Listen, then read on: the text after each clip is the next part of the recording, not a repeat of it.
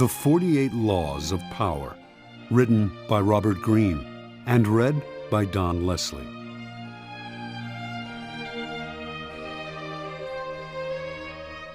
Preface. The feeling of having no power over people and events is generally unbearable to us. When we feel helpless, we feel miserable. No one wants less power. Everyone wants more.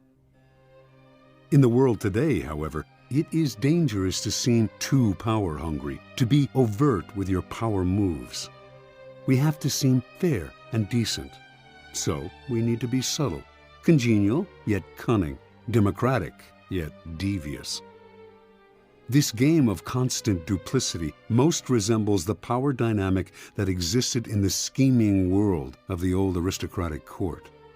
Throughout history, a court has always formed itself around the person in power: king, queen, emperor, leader. The courtiers who filled this court were in an especially delicate position. They had to serve their masters, but if they seemed to fawn, if they curried favor too obviously, the other courtiers around them would notice and would act against them. Attempts to win the master's favor then had to be subtle. And even skilled courtiers capable of such subtlety still had to protect themselves from their fellow courtiers, who at all moments were scheming to push them aside. Meanwhile, the court was supposed to represent the height of civilization and refinement.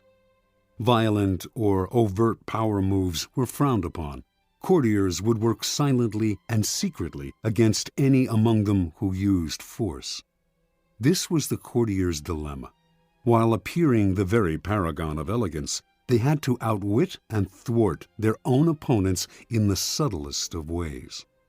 The successful courtier learned over time to make all of his moves indirect.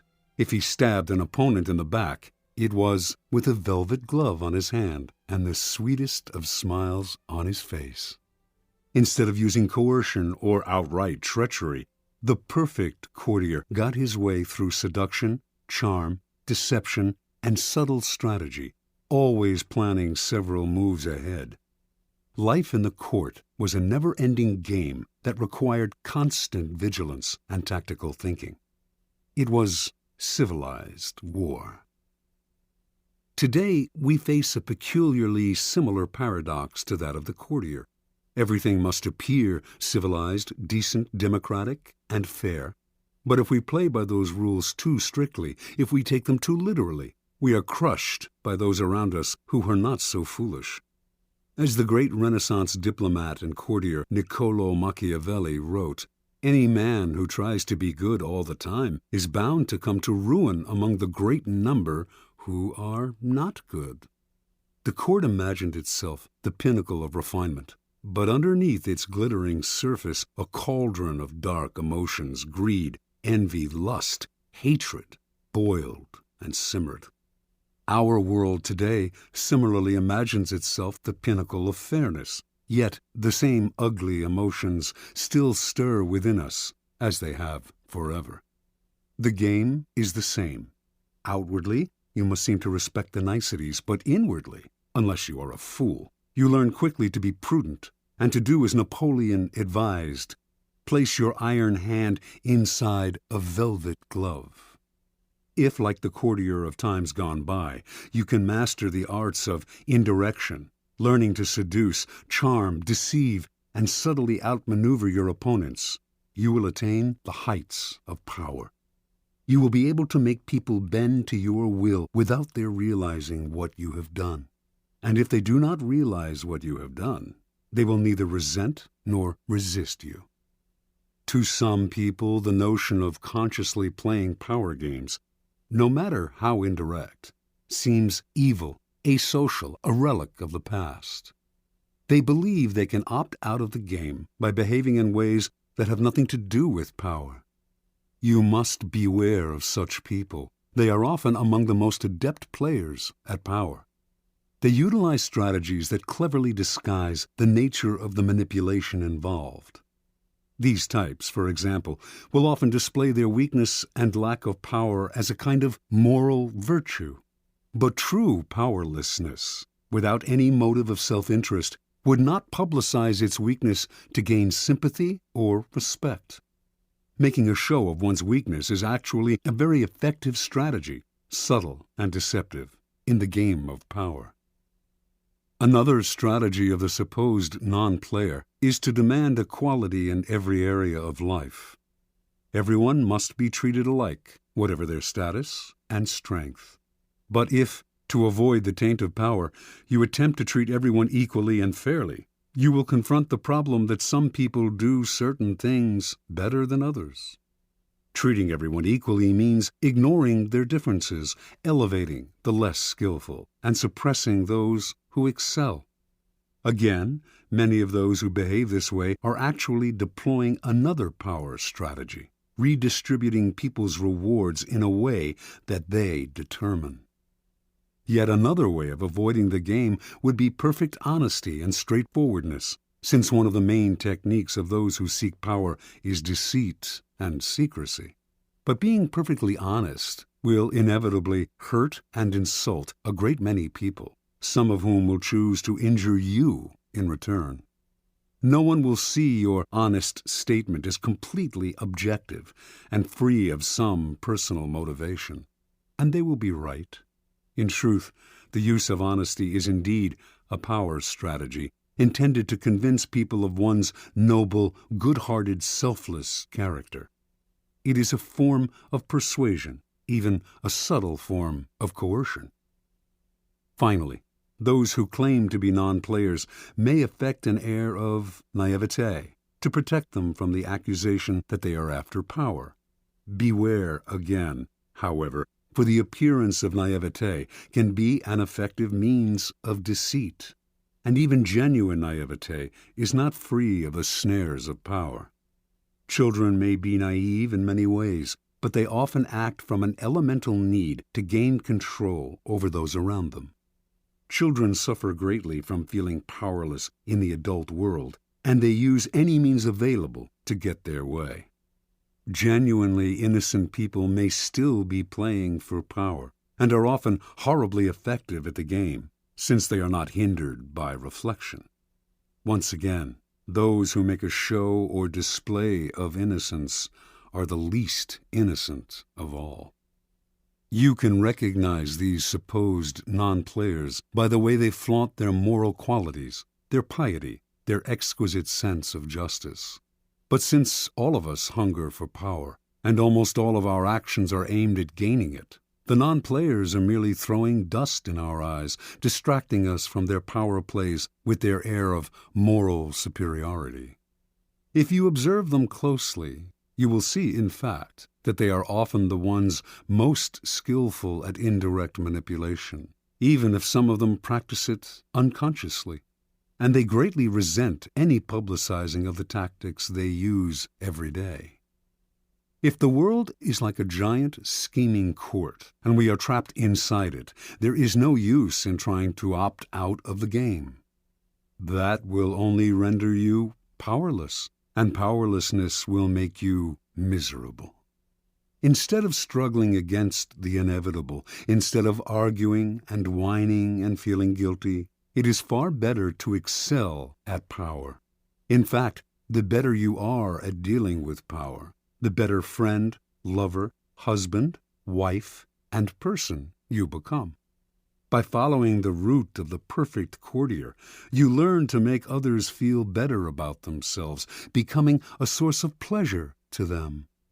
They will grow dependent on your abilities and desirous of your presence. By mastering the 48 laws in this book, you spare others the pain that comes from bungling with power, by playing with fire without knowing its properties. If the game of power is inescapable, better to be an artist than a denier or a bungler. Learning the game of power requires a certain way of looking at the world, a shifting of perspective. It takes effort and years of practice, for much of the game may not come naturally. Certain basic skills are required, and once you master these skills, you will be able to apply the laws of power more easily. The most important of these skills, and power's crucial foundation, is the ability to master your emotions. An emotional response to a situation is the single greatest barrier to power, a mistake that will cost you a lot more than any temporary satisfaction you might gain by expressing your feelings. Emotions cloud reason, and if you cannot see the situation clearly, you cannot prepare for and respond to it with any degree of control. Anger is the most destructive of emotional responses, for it clouds your vision the most. It also has a ripple effect that invariably makes situations less controllable and heightens your enemy's resolve. If you are trying to destroy an enemy who has hurt you, far better to keep him off guard by feigning friendliness than showing your anger. Love and affection are also potentially destructive in that they blind you to the often self-serving interests of those whom you least suspect of playing a power game. You cannot repress anger or love, or avoid feeling them, and you should not try. But you should be careful about how you express them. And most important, they should never influence your plans and strategies in any way. Related to mastering your emotions is the ability to distance yourself from the present moment and think objectively about the past and future. Like the double-faced Roman deity and guardian of all gates and doorways, you must be able to look in both directions at once, the better to handle danger from wherever it comes. Such is the face you must create for yourself, one face looking continuously to the future and the other to the past. For the future, the motto is, no days unalert. Nothing should catch you by surprise because you are constantly imagining problems before they arise. Instead of spending your time dreaming of your plan's happy ending, you must work on calculating every possible permutation and pitfall that might emerge in it. The further you see, the more steps ahead you plan, the more powerful you become. The other face of Janus looks constantly to the past, though not to remember past hurts or bear grudges. That would only curb your power. Half of the game is learning how to forget those events in the past that eat away at you and cloud your reason. The real purpose of the backward glancing eye is to educate yourself constantly. You look at the past to learn from those who came before you. The many historical examples in this book will greatly help that process. Then, having looked to the past, you look closer at hand, to your own actions and those of your friends. This is the most vital school you can learn from because it comes from personal experience.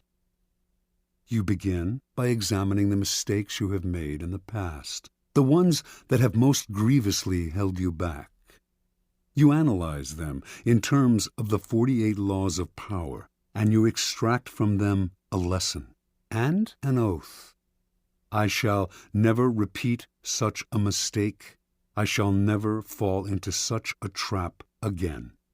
If you can evaluate and observe yourself in this way, you can learn to break the patterns of the past, an immensely valuable skill. Power requires the ability to play with appearances. To this end, you must learn to wear many masks and keep a bag full of deceptive tricks. Deception and masquerade should not be seen as ugly or immoral. All human interaction requires deception on many levels, and in some ways, what separates humans from animals is our ability to lie and deceive. In Greek myths, in India's Mahabharata cycle, in the Middle Eastern epic of Gilgamesh, it is the privilege of the gods to use deceptive arts. A great man, Odysseus, for instance, was judged by his ability to rival the craftiness of the gods, stealing some of their divine power by matching them in wits and deception. Deception is a developed art of civilization and the most potent weapon in the game of power. You cannot succeed at deception unless you take a somewhat distanced approach to yourself, unless you can be many different people wearing the mask that the day and the moment require. With such a flexible approach to all appearances, including your own, you lose a lot of the inward heaviness that holds people down. Make your face as malleable as the actor's. Work to conceal your intentions from the others. Practice luring people into traps. Playing with appearances and mastering arts of deception are among the aesthetic pleasures of life. They are also key components in the acquisition of power. If deception is the most potent weapon in your arsenal, then patience in all things is your crucial shield. Patience will protect you from making moronic blunders. Like mastering your emotions, patience is a skill. It does not come naturally. But nothing about power is natural. Power is more godlike than anything in the natural world. And patience is the supreme virtue of the gods, who have nothing but time. Everything good will happen. The grass will grow again, if you give it time and see several steps into the future. Impatience, on the other hand, only makes you look weak. It is a principal impediment to power. Power is essentially amoral, and one of the most important skills to acquire is the ability to see circumstances rather than good or evil. Power is a game. This cannot be repeated too often. And in games, you do not judge your opponents by their intentions, but by the effect of their actions. You measure their strategy and their power by what you can see and feel. How often are someone's intentions made the issue only to cloud and deceive? What does it matter if another player, your friend or rival, intended good things and had only your interests at heart, if the effects of his action lead to so much ruin and confusion? It is only natural for people to cover up their actions with all kinds of justifications, always assuming that they have acted out of goodness. You must learn to inwardly laugh each time you hear this, and never get caught up in gauging someone's intentions and actions through a set of moral judgments that are really an excuse for the accumulation of power. It is a game. Your opponent sits opposite you. Both of you behave as gentlemen or ladies, observing the rules of the game and taking nothing personally. You play with a strategy, and you observe your opponent's moves with as much calmness as you can muster. In the end, you will appreciate the politeness of those you are playing with more than their good and sweet intentions. Train your eye to follow the results of their moves, the outward circumstances, and do not be distracted by anything else. Half of your mastery of power comes from what you do not do, what you do not allow yourself to get dragged into. For this skill, you must learn to judge all things by what they cost you. As Nietzsche wrote, the value of a thing sometimes lies not in what one attains with it, but in what one pays for it, what it costs us. Perhaps you will attain your goal, and a worthy goal at that, but at what price? Apply this standard to everything, including whether to collaborate with other people to come to their aid. In the end, life is short, opportunities are few, and you have only so much energy to draw on. And in this sense, time is as important a consideration as any other. Never waste valuable time or mental peace of mind on the affairs of others. That is too high a price to pay.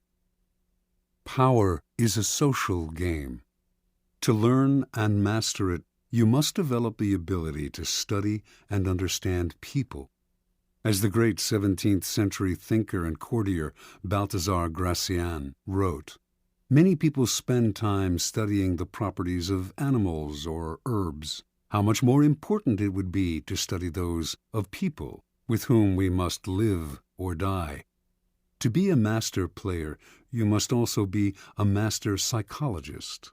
You must recognize motivations and see through the cloud of dust with which people surround their actions. An understanding of people's hidden motives is the single greatest piece of knowledge you can have in acquiring power. It opens up endless possibilities of deception, seduction, and manipulation. People are of infinite complexity, and you can spend a lifetime watching them without ever fully understanding them. So it is all the more important, then, to begin your education now. In doing so, you must also keep one principle in mind. Never discriminate as to whom you study and whom you trust. Never trust anyone completely, and study everyone, including friends and loved ones. Finally, you must learn always to take the indirect route to power. Disguise your cunning like a billiard ball that caroms several times before it hits its target. Your moves must be planned and developed in the least obvious way. By training yourself to be indirect, you can thrive in the modern court, appearing the paragon of decency while being the consummate manipulator. Consider the 48 Laws of Power, a kind of handbook on the arts of indirection. The laws are based on the writings of men and women who have studied and mastered the game of power. These writings span a period of more than 3,000 years and were created in civilizations as disparate as ancient China and Renaissance Italy. Yet they share common threads and themes, together hinting at an essence of power that has yet to be fully articulated. The 48 Laws of Power are the distillation of this accumulated wisdom, gathered from the writings of the most illustrious strategists, statesmen, courtiers, seducers, and con artists in history. The laws have a simple premise. Certain actions almost always increase one's power, the observance of the law, while others decrease it and even ruin us, the transgression of the law. These transgressions and observances are illustrated by historical examples. The laws are timeless and definitive. The 48 Laws of Power can be used in several ways. By listening to this program straight through, you can learn about power in general. Although several of the laws may seem not to pertain directly to your life, in time you will probably find that all of them have some application and that, in fact, they are interrelated. By getting an overview of the entire subject, you will best be able to evaluate your own past actions and gain a greater degree of control over your immediate affairs. The program can also be picked apart for entertainment, for an enjoyable ride through the foibles and great deeds of our predecessors in power. A warning, however, to those who use the program for this purpose: it might be better to turn back. Power is endlessly seductive and deceptive in its own way. It is a labyrinth. Your mind becomes consumed with solving its infinite problems, and you soon realize how pleasantly lost you have become. In other words, it becomes most amusing by taking it seriously. Do not be frivolous with such a critical matter. The gods of power frown on the frivolous. They give ultimate satisfaction only to those who study and reflect, and punish those who skim the surfaces looking for a good time.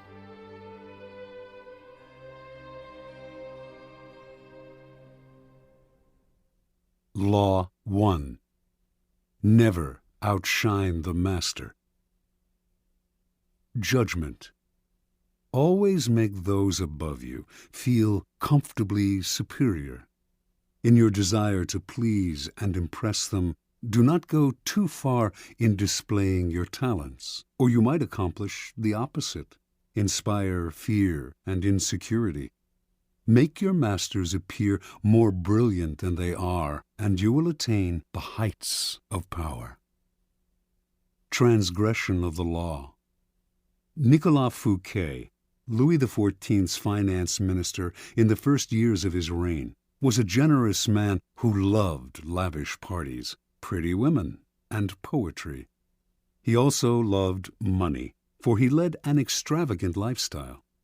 Fouquet was clever and very much indispensable to the king. So, when the prime minister, Jules Mazarin, died in 1661, the finance minister expected to be named the successor.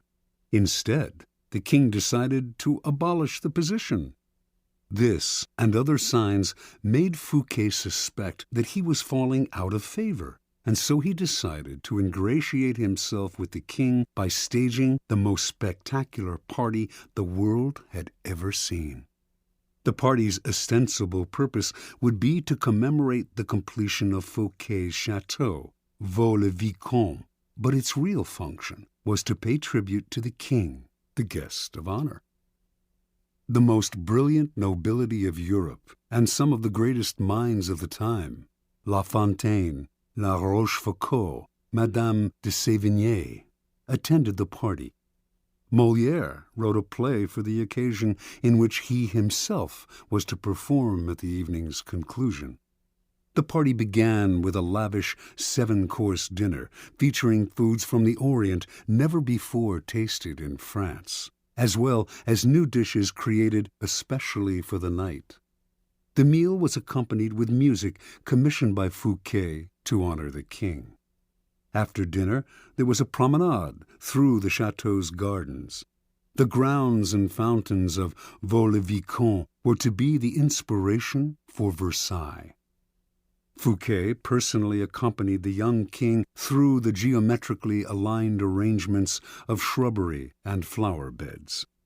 Arriving at the garden's canals, they witnessed a fireworks display which was followed by the performance of Molière's play. The party ran well into the night, and everyone agreed it was the most amazing affair they had ever attended. The next day, Fouquet was arrested by the king's head musketeer, D'Artagnan. 3 months later, he went on trial for stealing from the country's treasury. Actually, most of the stealing he was accused of he had done on the king's behalf and with the king's permission. Fouquet was found guilty and sent to the most isolated prison in France, high in the Pyrenees Mountains, where he spent the last 20 years of his life in solitary confinement. Interpretation. Louis XIV, the Sun King, was a proud and arrogant man who wanted to be the center of attention at all times. He could not countenance being outdone in lavishness by anyone, and certainly not his finance minister. To succeed Fouquet, Louis chose Jean-Baptiste Colbert, a man famous for his parsimony and for giving the dullest parties in Paris. Colbert made sure that any money liberated from the treasury went straight into Louis's hands. With the money, Louis built a palace even more magnificent than Fouquet's, the glorious Palace of Versailles. He used the same architects, decorators, and garden designer. And at Versailles, Louis hosted parties even more extravagant than the one that cost Fouquet his freedom. Let us examine the situation. The evening of the party, as Fouquet presented spectacle on spectacle to Louis, each more magnificent than the one before, he imagined the affair as demonstrating his loyalty and devotion to the king. Not only did he think the party would put him back in the king's favor, he thought it would show his good taste, his connections, and his popularity, making him indispensable to the king and demonstrating that he would make an excellent prime minister. Instead, however, each new spectacle, Each appreciative smile bestowed by the guests on Fouquet made it seem to Louis that his own friends and subjects were more charmed by the finance minister than by the king himself, and that Fouquet was actually flaunting his wealth and power. Rather than flattering Louis XIV, Fouquet's elaborate party offended the king's vanity. Louis would not admit this to anyone, of course. Instead, he found a convenient excuse to rid himself of a man who had inadvertently made him feel insecure. Such is the fate, in some form or other, of all those who unbalance the master's sense of self, poke holes in his vanity, or make him doubt his preeminence. Observance of the law. In the early 1600s, the Italian astronomer and mathematician Galileo found himself in a precarious position. He depended on the generosity of great rulers to support his research, and so, like all Renaissance scientists, he would sometimes make gifts of his inventions and discoveries to the leading patrons of the time. Once, for instance, he presented a military compass he had invented to the Duke of Gonzaga. Then he dedicated a book explaining the use of the compass to the Medicis. Both rulers were grateful, and through them Galileo was able to find more students to teach. No matter how great the discovery, however, his patrons usually paid him with gifts, not cash. This made for a life of constant insecurity and dependence. There must be an easier way, he thought. Galileo hit on a new strategy in 1610 when he discovered the moons of Jupiter. Instead of dividing the discovery among his patrons, giving one the telescope he had used, dedicating a book to another, and so on, as he had done in the past, he decided to focus exclusively on the Medicis. He chose the Medicis for one reason. Shortly after Cosimo I had established the Medici dynasty in 1540, he had made Jupiter, the mightiest of the gods, the Medici symbol, a symbol of a power that went beyond politics and banking, one linked to ancient Rome and its divinities. Galileo turned his discovery of Jupiter's moons into a cosmic event honoring the Medici's greatness. Shortly after the discovery, he announced that the bright stars, the moons of Jupiter, offered themselves in the heavens to his telescope at the same time as Cosimo II's enthronement. He said that the number of the moons, 4, harmonized with the number of the Medicis. Cosimo II had 3 brothers, and that the moons orbited Jupiter as these 4 suns revolved around Cosimo I, the dynasty's founder. More than coincidence, this showed that the heavens themselves reflected the ascendancy of the Medici family. After he dedicated the discovery to the Medicis, Galileo commissioned an emblem representing Jupiter sitting on a cloud with the 4 stars circling about him, and presented this to Cosimo II as a symbol of his link to the stars. In 1610, Cosimo II made Galileo his official court philosopher and mathematician with a full salary. For a scientist, this was the coup of a lifetime.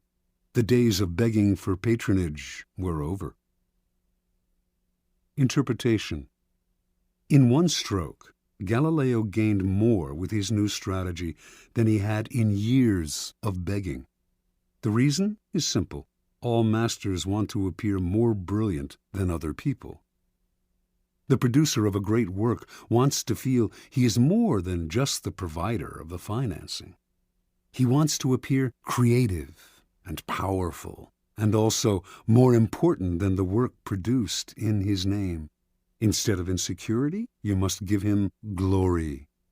Galileo did not challenge the intellectual authority of the Medicis with his discovery, or make them feel inferior in any way. By literally aligning them with the stars, he made them shine brilliantly among the courts of Italy. He did not outshine the master. He made the master outshine all others. keys to power. When it comes to power, outshining the master is perhaps the worst mistake of all. Do not fool yourself into thinking that life has changed much since the days of Louis XIV and the Medicis. Those who attain high standing in life are like kings and queens. They want to feel secure in their positions and superior to those around them in intelligence, wit, and charm. It is a deadly but common misperception to believe that by displaying and vaunting your gifts and talents, you are winning the master's affection. He may feign appreciation, but at his first opportunity he will replace you with someone less intelligent, less attractive, less threatening, just as Louis XIV replaced the sparkling Fouquet with the bland Colbert. And as with Louis, he will not admit the truth, but will find an excuse to rid himself of your presence. This law involves two rules that you must realize. First, you can inadvertently outshine a master simply by being yourself. There are masters who are more insecure than others, monstrously insecure. You may naturally outshine them by your charm and grace. No one had more natural talents than Astorre Manfredi, Prince of Faenza. The most handsome of all the young princes of Italy, he captivated his subjects with his generosity and open spirit. In the year 1500, Cesare Borgia laid siege to Faenza. When the city surrendered, the citizens expected the worst from the cruel Borgia, who, however, decided to spare the town. He simply occupied its fortress, executed none of its citizens, and allowed Prince Manfredi, 18 at the time, to remain with his court in complete freedom. A few weeks later, though, soldiers hauled Astorre Manfredi away to a Roman prison. A year after that, his body was fished out of the river Tiber, a stone tied around his neck. Borgia justified the horrible deed with some sort of trumped-up charge of treason and conspiracy. But the real problem was that he was notoriously vain and insecure. The young man was outshining him without even trying. Given Manfredi's natural talents, the prince's mere presence made Borgia seem less attractive and charismatic. The lesson is simple. If you cannot help being charming and superior, you must learn to avoid such monsters of vanity. Either that, or find a way to mute your good qualities when in the company of a Cesare Borgia. Second, never imagine that because the master loves you, you can do anything you want. Entire books could be written about favorites who fell out of favor by taking their status for granted, for daring to outshine. Knowing the dangers of outshining your master, you can turn this law to your advantage. First, you must flatter and puff up your master. Overt flattery can be effective, but has its limits. It is too direct and obvious, and looks bad to other courtiers. Discreet flattery is much more powerful. If you are more intelligent than your master, for example, seem the opposite. Make him appear more intelligent than you. Act naive. Make it seem that you need his expertise. Commit harmless mistakes that will not hurt you in the long run, but will give you the chance to ask for his help. Masters adore such requests. A master who cannot bestow on you the gifts of his experience may direct rancor and ill will at you instead. If your ideas are more creative than your master's, ascribe them to him in as public a manner as possible. Make it clear that your advice is merely an echo of his advice. He must appear as the sun around which everyone revolves, radiating power and brilliance, the center of attention. If you are thrust into the position of entertaining him, A display of your limited means may win you his sympathy. Any attempt to impress him with your grace and generosity can prove fatal. Learn from Fouquet or pay the price. In all of these cases, it is not a weakness to disguise your strengths if, in the end, they lead to power. By letting others outshine you, you remain in control instead of being a victim of their insecurity. This will all come in handy the day you decide to rise above your inferior status. If, like Galileo, you can make your master shine even more in the eyes of others, then you are a godsend, and you will be instantly promoted. Law 2. Never put too much trust in friends. Learn how to use enemies. Judgment. Be wary of friends. They will betray you more quickly, for they are easily aroused to envy. They also become spoiled and tyrannical. But hire a former enemy, and he will be more loyal than a friend, because he has more to prove. In fact, you have more to fear from friends than from enemies. If you have no enemies, find a way to make them. Transgression of the law. In the mid-9th century A.D., a young man named Michael III assumed the throne of the Byzantine Empire. His mother, the Empress Theodora, had been banished to a nunnery, and her lover, Theoctistus, had been murdered. At the head of the conspiracy to depose Theodora and enthrone Michael had been Michael's uncle, Bardas, a man of intelligence and ambition. Michael was now a young, inexperienced ruler, surrounded by intriguers, murderers, and profligates. In this time of peril, he needed someone he could trust as his counselor, and his thoughts turned to Basilius, his best friend. Basilius had no experience whatsoever in government and politics. In fact, he was the head of the royal stables, but he had proven his love and gratitude time and again. They had met a few years before, when Michael had been visiting the stables just as a wild horse got loose. Basilius, a young groom from peasant Macedonian stock, had saved Michael's life. The groom's strength and courage had impressed Michael, who immediately raised Basilius from the obscurity of being a horse trainer to the position of head of the stables. He loaded his friend with gifts and favors, and they became inseparable. Basilius was sent to the finest school in Byzantium, and the crude peasant became a cultured and sophisticated courtier. Now Michael was emperor, and in need of someone loyal. Who could he better trust with the post of chamberlain and chief counselor than a young man who owed him everything? Basilius could be trained for the job, and Michael loved him like a brother. Ignoring the advice of those who recommended the much more qualified Bardas, Michael chose his friend.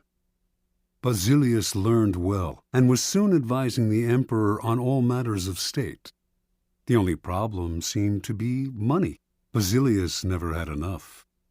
Exposure to the splendor of Byzantine court life made him avaricious for the perks of power. Michael doubled, then tripled his salary, ennobled him, and married him off to his own mistress, Eudoxia Ingerina. Keeping such a trusted friend and adviser satisfied was worth any price. But more trouble was to come. Bardas was now head of the army, and Basilius convinced Michael that the man was hopelessly ambitious. Under the illusion that he could control his nephew, Bardas had conspired to put him on the throne, and he could conspire again, this time to get rid of Michael and assume the crown himself. Basilius poured poison into Michael's ear until the emperor agreed to have his uncle murdered. During a great horse race, Basilius closed in on Bardas in the crowd and stabbed him to death. Soon after, Basilius asked that he replace Bardas as head of the army, where he could keep control of the realm and quell rebellion. This was granted. Now Basilius's power and wealth only grew, and a few years later Michael, in financial straits from his own extravagance, asked him to pay back some of the money he had borrowed over the years. To Michael's shock and astonishment, Basilius refused, with a look of such impudence that the emperor suddenly realized his predicament. The former stable boy had more money, more allies in the army and senate, and in the end, more power than the emperor himself. A few weeks later, after a night of heavy drinking, Michael awoke to find himself surrounded by soldiers. Basilius watched as they stabbed the emperor to death. Then, after proclaiming himself emperor, he rode his horse through the streets of Byzantium, brandishing the head of his former benefactor and best friend at the end of a long pike. Interpretation. Michael staked his future on the sense of gratitude he thought Basilius must feel for him. Surely Basilius would serve him best. He owed the emperor his wealth, his education, and his position. It was only on the fateful day when the emperor saw that impudent smile on Basilius's face that he realized his deadly mistake. He had created a monster. He had allowed a man to see power up close, a man who then wanted more, who asked for anything and got it, who felt encumbered by the charity he had received, and simply did what many people do in such a situation. They forget the favors they have received and imagine they have earned their success by their own merits. At Michael's moment of realization, he could still have saved his own life, but friendship and love blind every man to their interests. Nobody believes a friend can betray, and Michael went on disbelieving until the day his head ended up on a pike. Keys to power. It is natural to want to employ your friends when you find yourself in times of need. The world is a harsh place, and your friends soften the harshness. Besides, you know them. Why depend on a stranger when you have a friend at hand? The problem is that you often do not know your friends as well as you imagine. When you decide to hire a friend, you gradually discover the qualities he or she has kept hidden. Strangely enough, it is your act of kindness that unbalances everything. People want to feel they deserve their good fortune. The receipt of a favor can become oppressive. It means you have been chosen because you are a friend, not necessarily because you are deserving.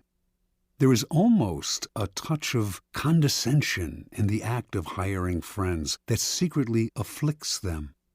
The injury will come out slowly, a little more honesty, flashes of resentment and envy here and there, and before you know it, your friendship fades.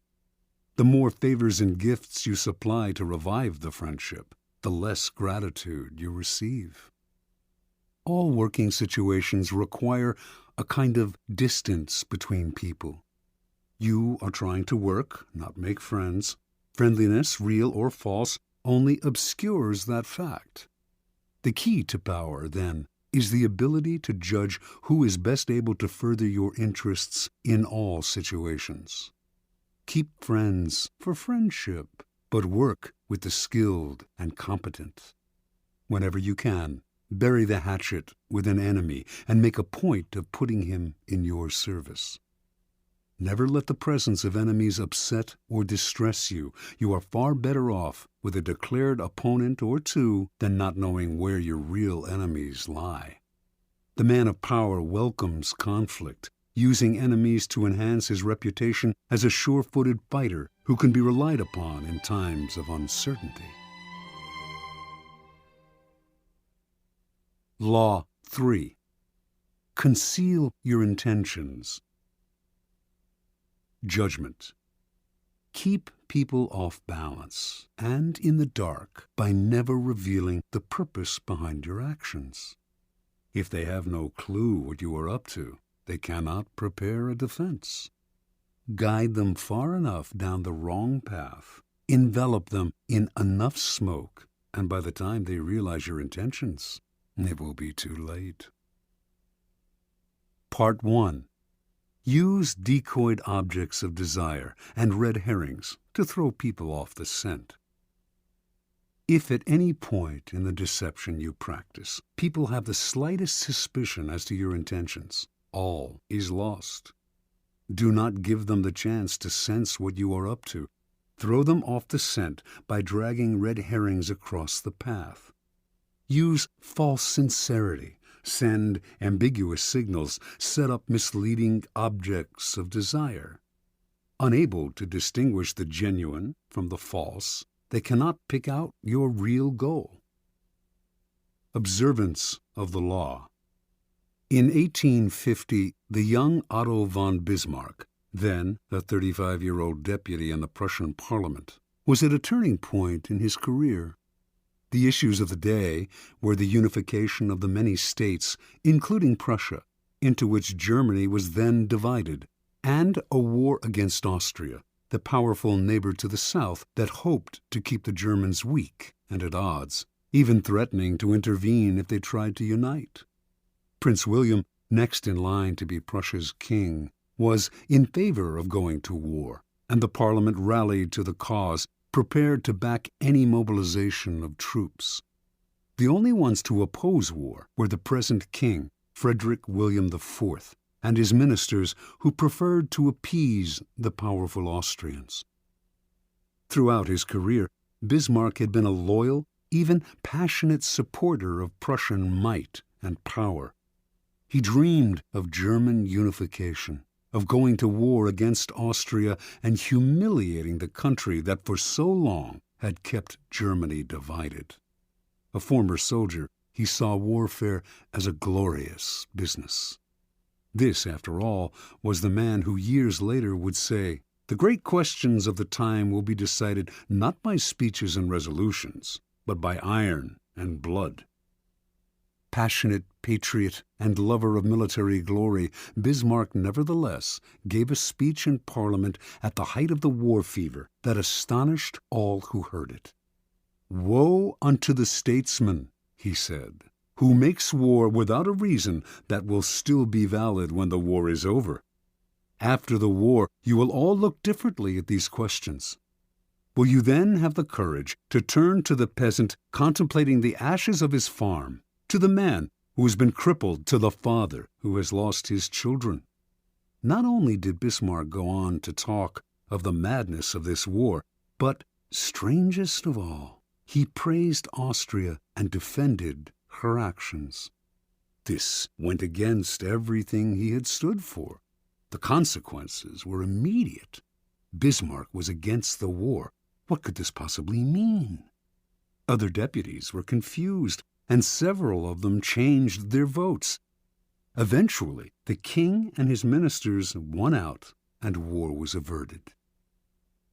A few weeks after Bismarck's infamous speech, the king, grateful that he had spoken for peace, made him a cabinet minister. A few years later, he became the Prussian premier. In this role, he eventually led his country and the peace-loving king into a war against Austria, crushing the former empire and establishing a mighty German state, with Prussia at its head. Interpretation. At the time of his speech in 1850, Bismarck made several calculations.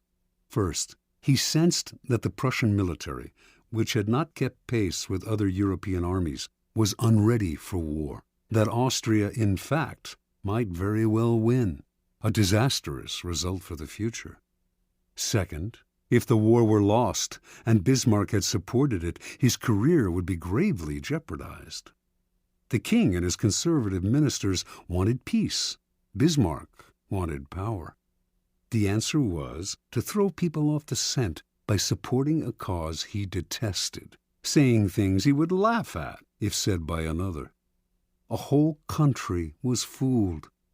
It was because of Bismarck's speech that the king made him a minister, a position from which he quickly rose to be prime minister. attaining the power to strengthen the Prussian military and accomplish what he had wanted all along: the humiliation of Austria and the unification of Germany under Prussia's leadership. Through insincerity and misleading signals, he deceived everyone, concealed his purpose, and attained everything he wanted. Such is the power of hiding your intentions. Keys to power. Most people are open books. They say what they feel, blurt out their opinions at every opportunity, and constantly reveal their plans and intentions. They do this for several reasons.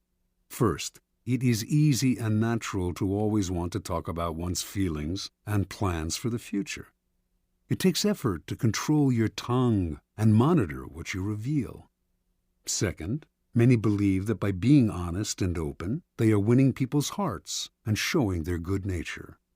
They are greatly deluded. Honesty is actually a blunt instrument which bloodies more than it cuts. Your honesty is likely to offend people. It is much more prudent to tailor your words, telling people what they want to hear, rather than the coarse and ugly truth of what you feel or think. More important, by being unabashedly open, you make yourself so predictable and familiar that it is almost impossible to respect or fear you, and power will not accrue to a person who cannot inspire such emotions. If you yearn for power, quickly lay honesty aside and train yourself in the art of concealing your intentions. Master the art, and you will always have the upper hand. Basic to an ability to conceal one's intentions is a simple truth about human nature. Our first instinct is to always trust appearances. We cannot go around doubting the reality of what we see and hear. Constantly imagining that appearances concealed something else would exhaust and terrify us.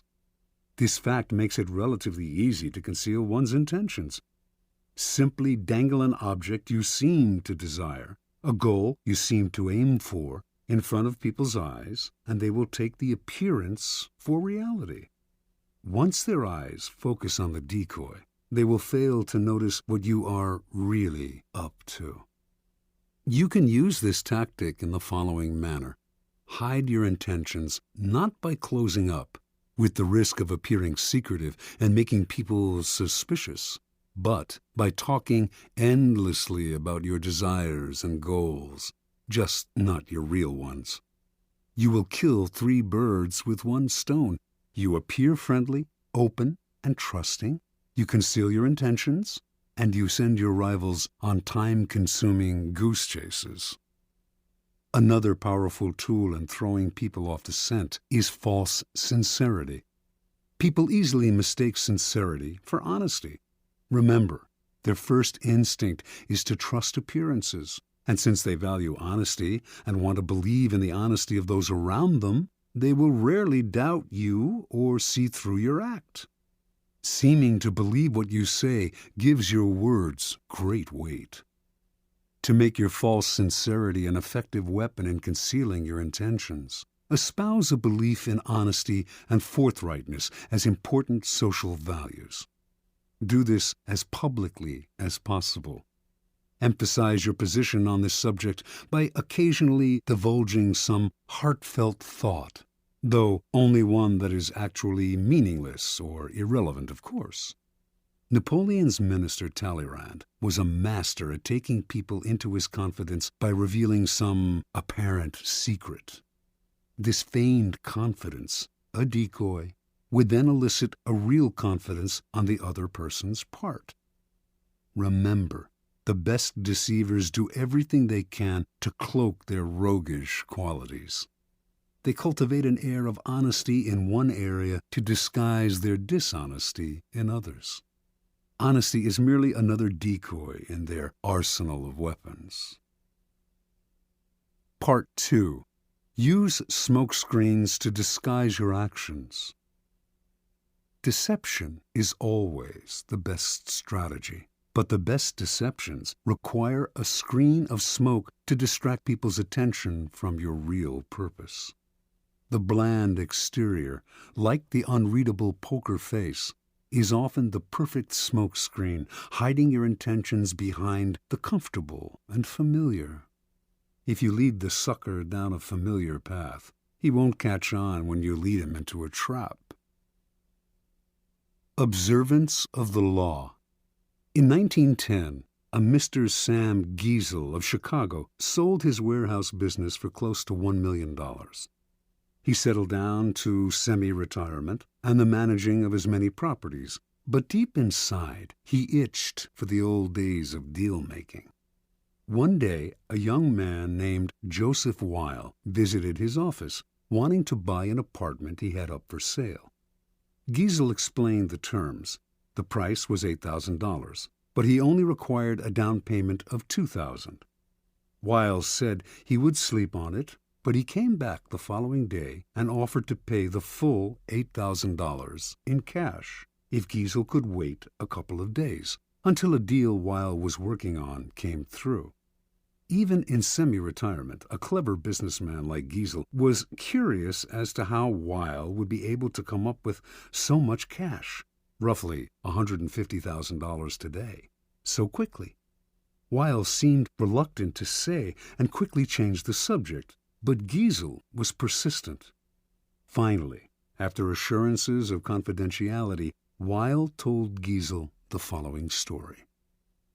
Weil's uncle was the secretary to a coterie of multimillionaire financiers. These wealthy gentlemen had purchased a hunting lodge in Michigan 10 years ago at a cheap price. They had not used the lodge for a few years, so they had decided to sell it and had asked Weil's uncle to get whatever he could for it. For reasons, good reasons, of his own, the uncle had been nursing a grudge against the millionaires for years. This was his chance to get back at them. He would sell the property for $35,000 to a setup man, whom it was Weil's job to find.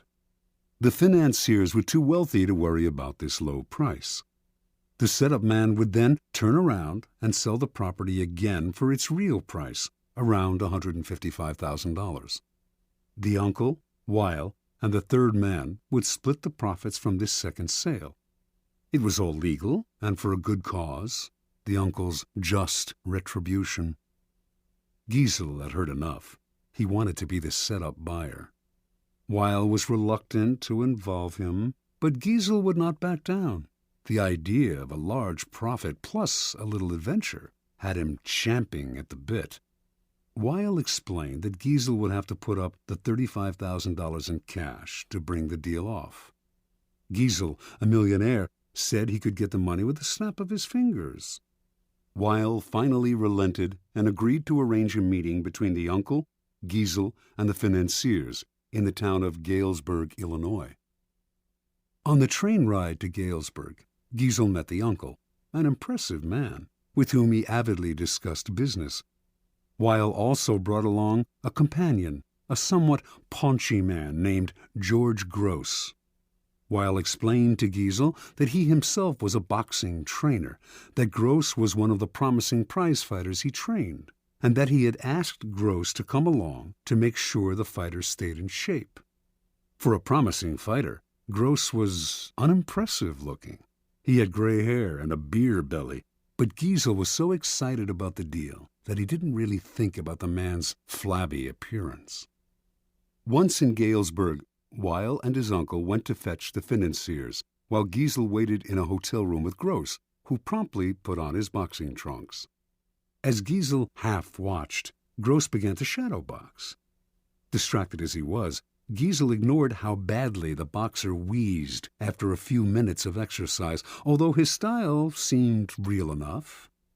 An hour later, Weil and his uncle reappeared with the financiers, an impressive, intimidating group of men, all wearing fancy suits. The meeting went well, and the financiers agreed to sell the lodge to Giesel, who had already had the $35,000 wired to a local bank.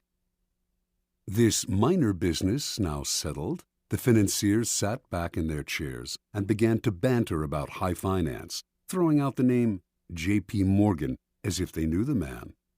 Finally, one of them noticed the boxer in the corner of the room. Weil explained what he was doing there. The financier countered that he too had a boxer in his entourage, whom he named.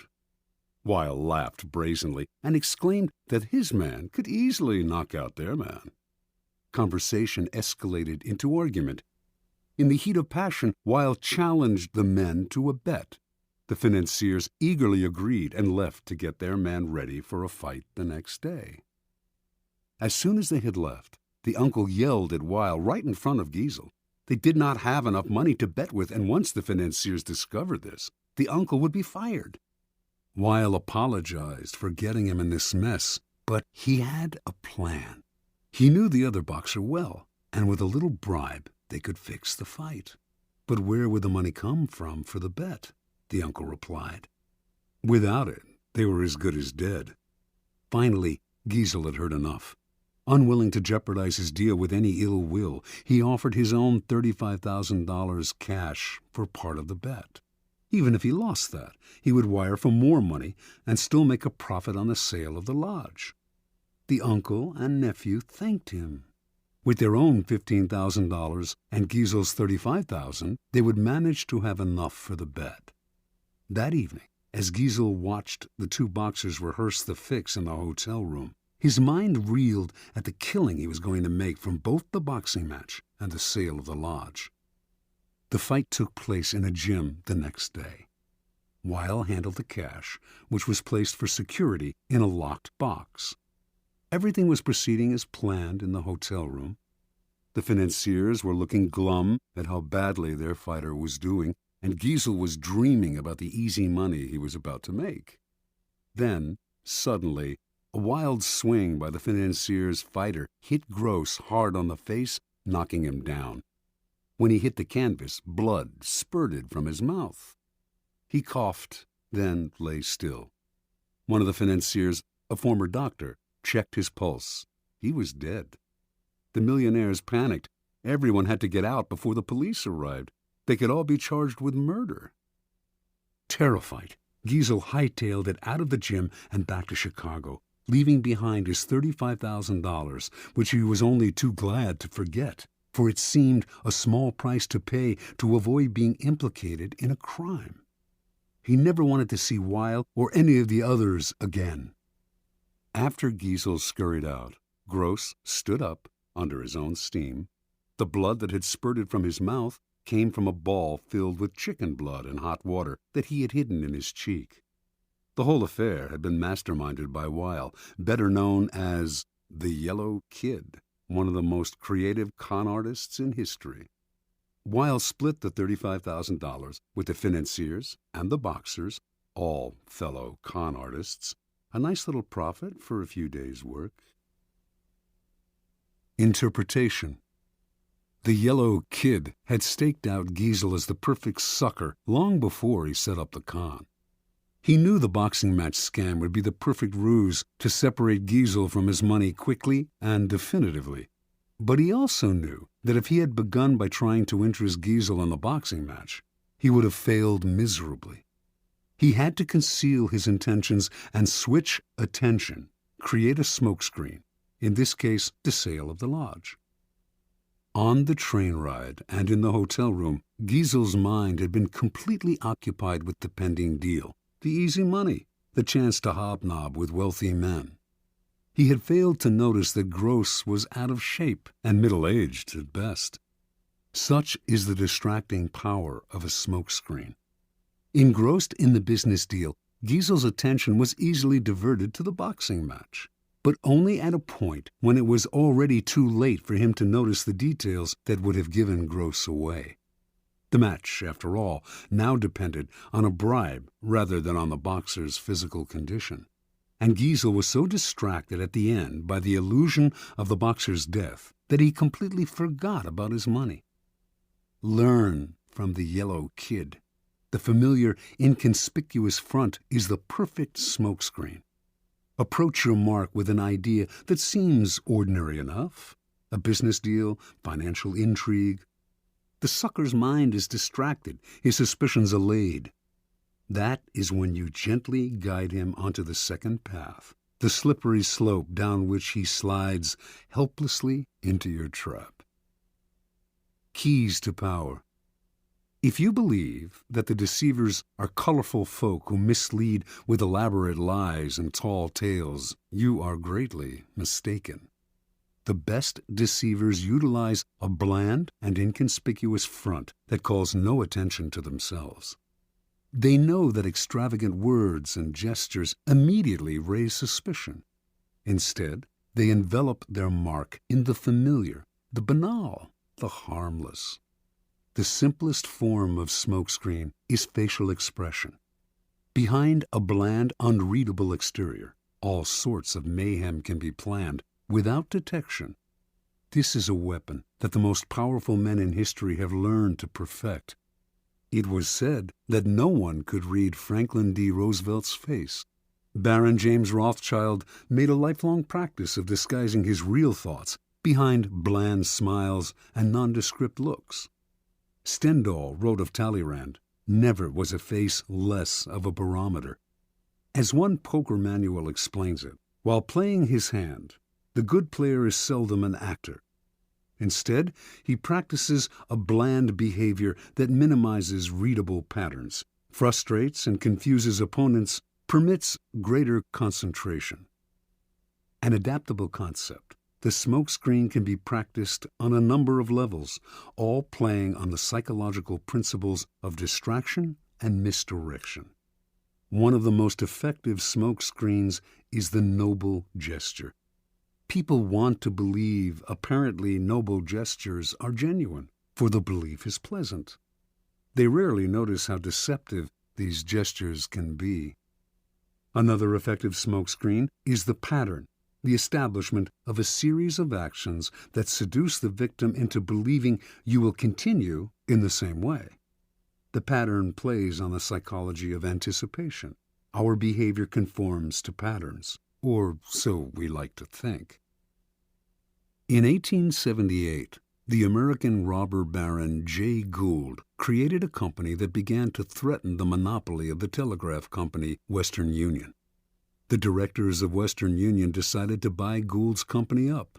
They had to spend a hefty sum, but they figured they had managed to rid themselves of an irritating competitor. A few months later, though, Gould was at it again, complaining he had been treated unfairly. He started up a second company to compete with Western Union and its new acquisition. The same thing happened again. Western Union bought him out to shut him up. Soon the pattern began for the third time. But now Gould went for the jugular. He suddenly staged a bloody takeover struggle and managed to gain complete control of Western Union. He had established a pattern that had tricked the company's directors into thinking his goal was to be bought out at a handsome rate. Once they paid him off, they relaxed and failed to notice that he was actually playing for higher stakes. The pattern is powerful in that it deceives the other person into expecting the opposite of what you are really doing. Remember, it takes patience and humility to dull your brilliant colors, to put on the mask of the inconspicuous. Do not despair at having to wear such a bland mask. It is often your unreadability that draws people to you and makes you appear a person of power.